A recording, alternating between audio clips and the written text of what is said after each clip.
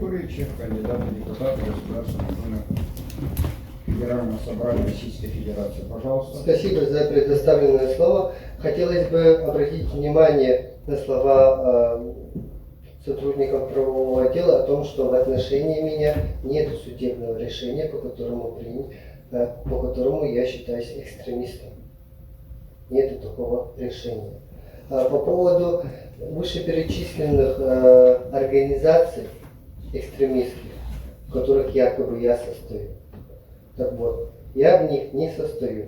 В штабах Навальных состоял с марта закончил состоять с марта 2018 года. А то, что вот тут было озвучено движение АУЕ, так это была фотография пропагандистов администрации главы и правительства Республики Саха-Якутия Айсена Николаева, которую я разместил на своем инстаграме, чтобы показать людям, что фантазия у пропагандиста очень скудная. И хотелось бы отметить следующее. Сейчас в нашей стране быть в оппозиции у власти очень опасно. И люди, которые готовы стать оппозицией и представлять интересы граждан, их тоже мало.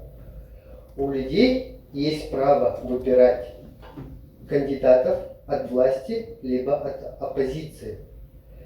В Якутии оппозиция является партией Яблоко, и я в частности. Если моя кандидатура будет снята с выборов в Государственную Думу, это означает, что у жителей Якутии не будет выбора альтернативы. Тем самым вы лишите людей выбора, что по сути эти выборы не будут иметь никакого значения, и проще будет сэкономить деньги и назначить депутата Государственной Думы.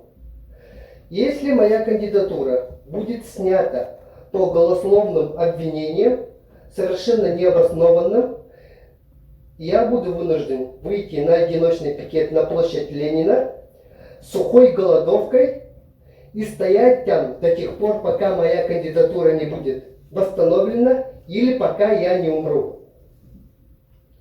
Спасибо за внимание.